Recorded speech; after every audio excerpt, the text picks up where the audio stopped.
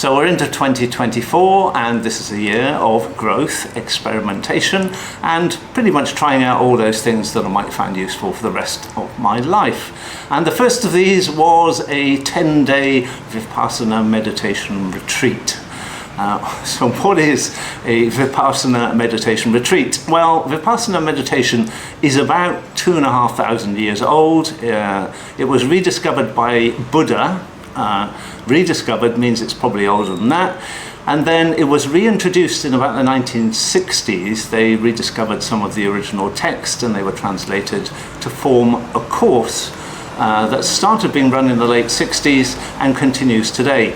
Vipassana meditation is now a formal 10-day course. It's the same course run all over the world in what are referred to as Dharma centers. So what are the details of this course, the Vipassana meditation course itself?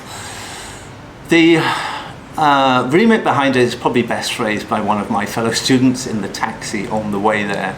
She described it as military-grade meditation.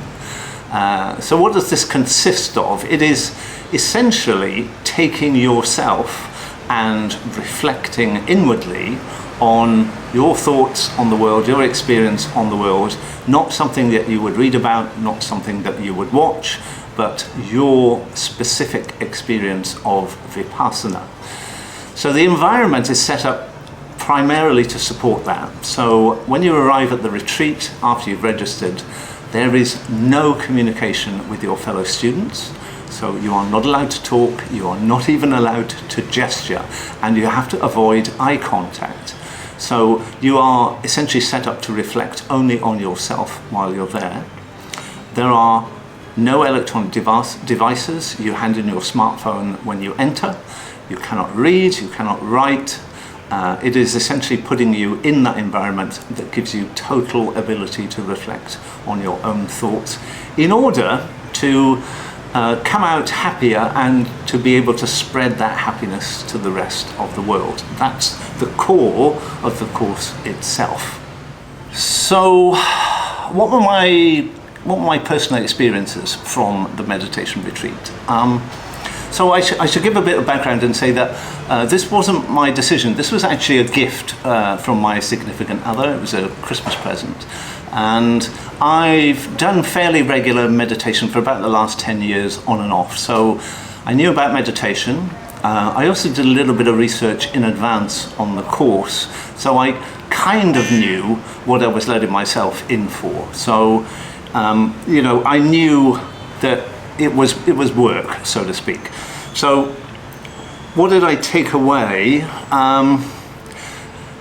This is a different level. This is a different level in terms of the number of hours of meditation. Doing 10 minutes in the morning and 10 minutes in the evening is nothing compared to 90 plus hours of meditation over that 10-day period. So there is a lot of meditation. What I struggled with initially was I didn't know that we were going to be sat on this tiny little square mat, and I struggled to get comfortable.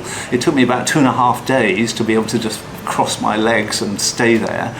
Day 4 meant the introduction of an hour morning, noon and night that we had to keep still, and I really struggled with that. And I ended up taking up the offer that was originally given me to sit on a chair, because that broken leg, ankle, I really couldn't cope with 10 hours and keeping still in some of the sessions at the same time. The next thing was kind of the focus. So again, it's a lot of meditation. It's not easy.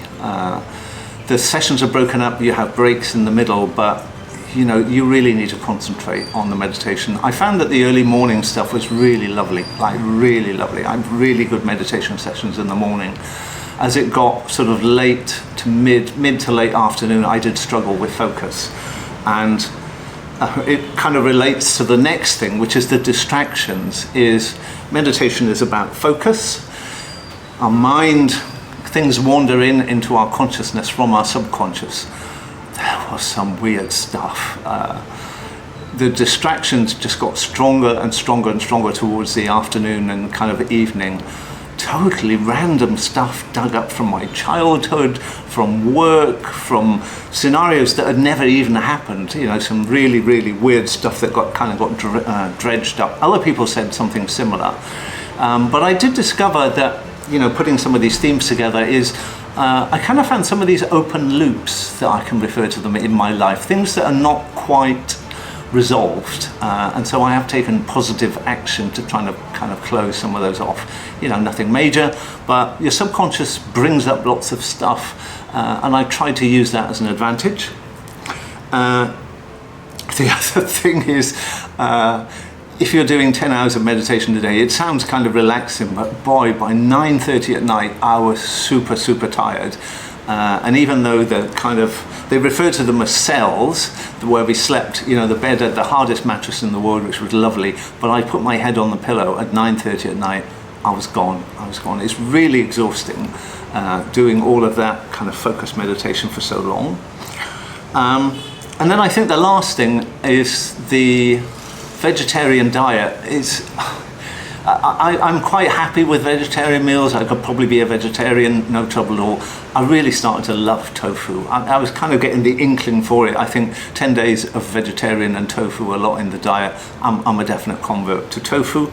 I didn't really enjoy rice for breakfast, rice for lunch, and rice for dinner, but I think maybe there's an Asian bias on that. But yeah, really, really enjoyable. That was my experience. Those were the things I picked up along the way. So what were the takeaways? What were my personal takeaways from the Vipassana meditation course? Number one is I started asking the question, who is the anger serving? So one of the ideas of the meditation and sensing what's happening in your body is that you feel anger rising before the anger is there, so to speak. So it's really interesting that you can pause now and maybe not respond in the kind of off-the-cuff moment in terms of response to a situation. You have time to pause and think about and reflect on what you're going to say in that situation. So that's been super, super helpful. Number two is, again, the core of the course is to see the world as it really is the world isn't perfect. Take a look in the news, read a newspaper, you'll see that it definitely isn't perfect right now. And again, it isn't going to change, and so we can choose how we respond about this, and we can choose what we watch, and we can choose how we react and who we relate to in a world that isn't perfect. And you know, our attitude can change, and we can concentrate on the things that, you know, maybe we can influence and that are good for us and others, rather than, you know, the influence of others. And then the third thing, which is the really, really weird one, is over 10 days and 90 hours of sitting on my rear end meditating, I lost 2 kilos. I don't know how this happened, but maybe it's been hinted at that, you know, if you remove stress, detach yourself from the world and reflect inwardly, the stress levels come down, as I talked about before, you know, that calmness.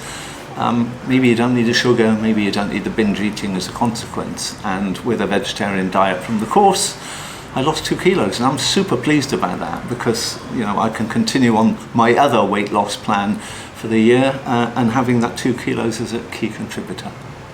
So, what are my recommendations based on this? Well, if you like the sound of the Vipassana Meditation Retreat, why not try it for yourself? Go online, I'll leave a link in the description below to the Dharma centers, but bear in mind there are queues and there are waiting lists in quite a lot of them. They have Dharma centers throughout the world.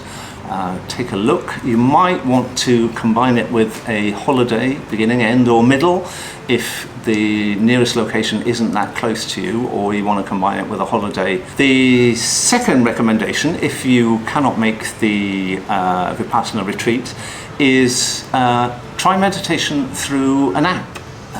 There are lots of them online. I've tried a few. Calm, Headspace's guided meditation. There are some free ones. There's a lot more out there now than there were a few years ago. Try one of those. Just try and start with 10 minutes per day. Try a few of the apps. Not everyone is suited to every person, but there's plenty there. And then just work your way up from 5-10 minutes of meditation. bit longer, once, maybe twice a day, and so on and so forth. So give them a try. They are a relatively low-cost solution. The third thing is, if you can neither make the centre nor you can get on with an app, maybe you need a bit of support, and the community is a great way to do this. There are lots of local meditation centres spread throughout the world. Just take a look on some of your local news boards, newspapers, a local store notice board, or even Facebook groups, and you will probably find a local group that will welcome you with open arms. And if you're struggling a bit with your meditation practice, you fancy something different, or you haven't quite found the meditation for you, then I'm sure there's a local group who can support you. So that's my wrap-up of the Vipassana Meditation Retreat. From me, it was a definite thumbs up. It wasn't easy. It was work. They described it as work. But on reflection, I really enjoyed it. It was a bit of a struggle along the way, but I really enjoyed it. So that is number one, experiment complete for the beginning of the year. And I do feel quite nicely set up for the next adventure, because of course all this is a contribution to the rest of our lives and the men that we want to become in the future.